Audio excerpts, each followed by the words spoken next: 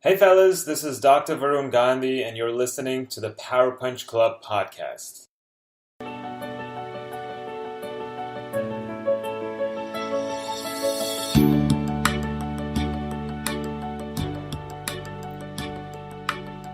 Today I'm riding solo. My partner in crime, Vineet Jain, he is handling business in Colombia. Oh man, that's such a beautiful country. I'm so jealous, but thank you for the invite.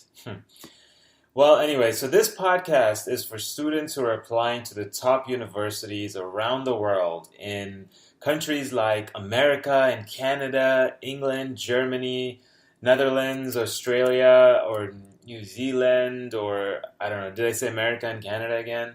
This podcast will cover topics that are related to your application, so we'll go in depth into each and every part of your application, your resume, your statement of purpose, your letter of recommendation.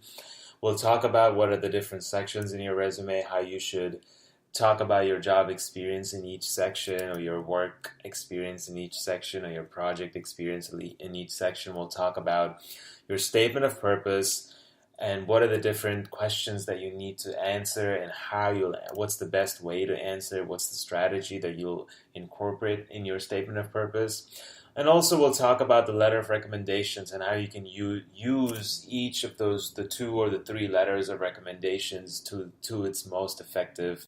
We'll go detailed into the different universities, the various degrees. We'll talk about their job profiles. We'll talk about hot industries. We'll even interview graduate students who are studying currently at these universities, the very same ones that you want to apply to.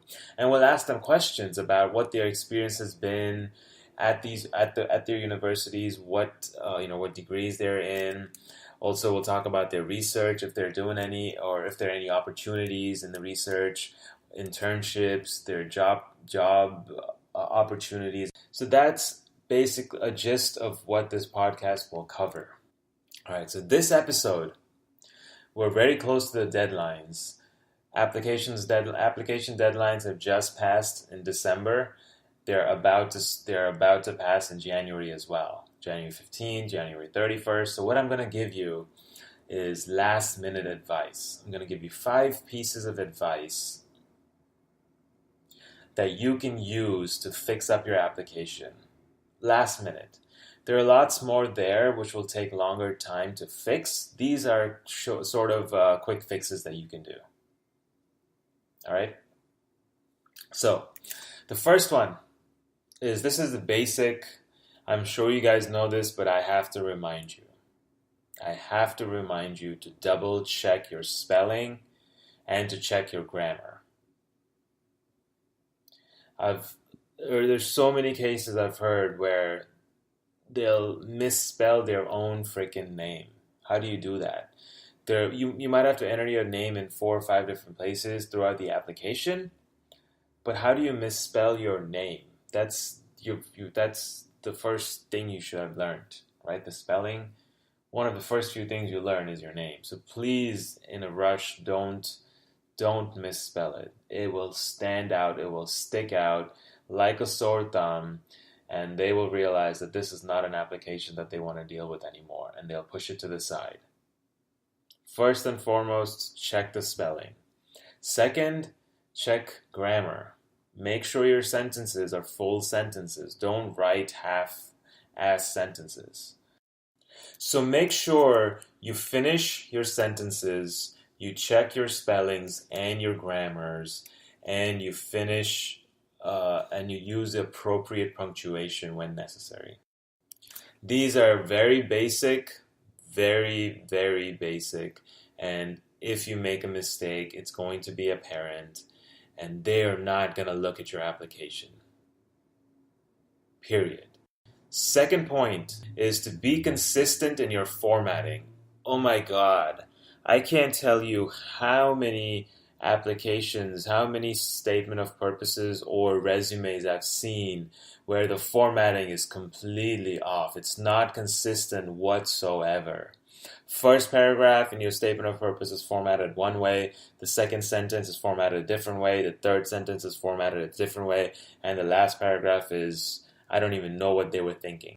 So formatting, what I mean by that is, If there's a period after that, make sure there's always one space at the end of a sentence. Period, one space, and then start your next sentence. And make sure that's consistent throughout your statement of purpose.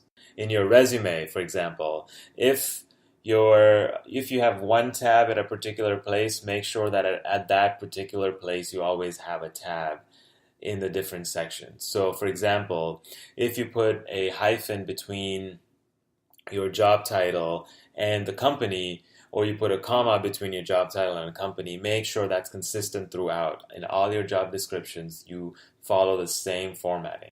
After a comma, you have to have a space, and make sure you keep that consistent throughout your statement of purpose. So aesthetics is important because it comes into play subconsciously.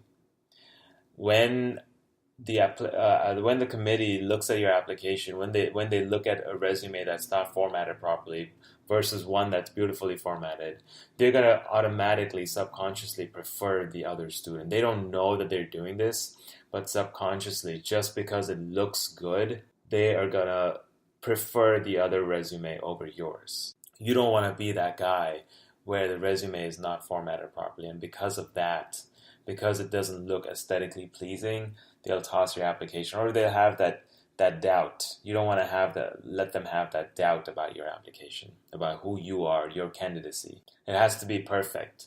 So the first 2 points were general application tips, overall application. It applies to all of it. The third point is going to be specific to your resume. Say, for example, you're looking at your work experience. You're going to order your work experience based on chronologically, right? So the most recent work experience is going to be at the top. The job experience, you're going to have the most latest at the top with the most earliest at the very bottom. Within each section of the job experience, right? So within one job experience, you're going to have maybe a couple bullet points. Make sure that the first bullet point is the most applicable to the degree that you're applying to.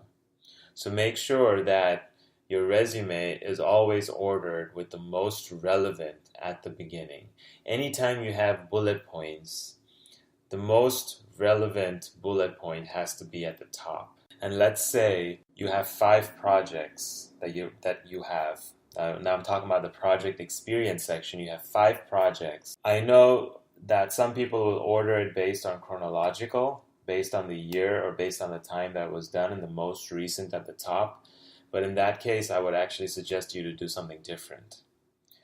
Don't do it based on year. Year is not important. If you include the year or if you don't include the year, it does not make much of a difference.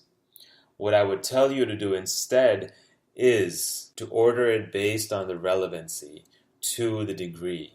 So, for example, if you've done 5 projects, first 2 are robotics, which is the degree that you're applying to, but the other 3 are maybe electrical engineering. It's not completely aligned with robotics. So now put the first 2 robotics projects at the top, then followed by the other 3.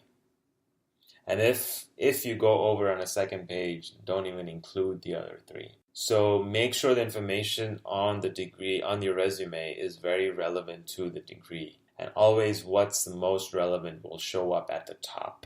So number 4, this one is related to your statement of purpose. Don't use unnecessary words like esteemed university. Oh my God, esteemed university.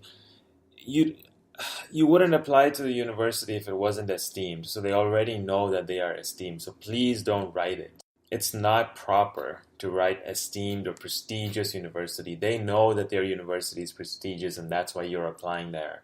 Also, don't write that you always wanted to do engineering since you were a child. Everyone writes that. That's not unique. It's getting old now, so stop that. Or don't write that it was always your dream to do it, to do engineering, this kind of engineering, the exact one kind that you've done for the last 20 years. Also, another common one, don't start your statement of purpose with your favorite quote. And I put favorite in quotations, like I'm actually doing the quotes right now, because you just found that on Google Images and you thought it was just perfect. It was exactly perfect for your statement of purpose, the cherry on the top of it. So no, please don't include words like esteemed university, prestigious university, unnecessary adjectives, unnecessary text like you wanted to do engineering since you were a child, or the quote.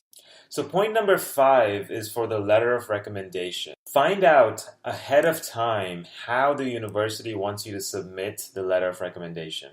What I mean by that is there's some universities that require a letter attachment.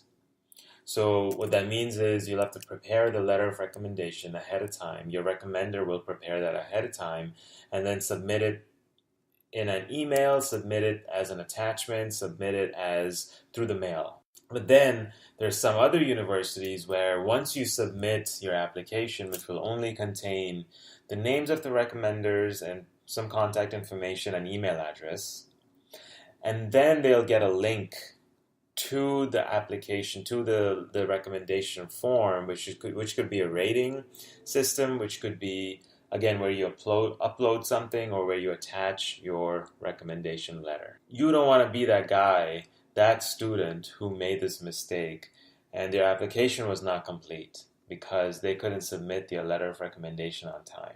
So thank you guys for listening to this episode. We really, really, really appreciate you guys. You can find us on powerpunchclub.com. You can download previous episodes of this podcast on powerpunchclub.com/podcast. Or you could find us on Facebook and YouTube at PowerPunch Club. Just search for that and you'll be able to find us. Or on Quora, PowerPunch Club, or on iTunes at the PowerPunch Club podcast. Thank you guys. Look forward to hearing from you. And if you have any questions, please post comments on our YouTube videos or on our iTunes channel or on our website.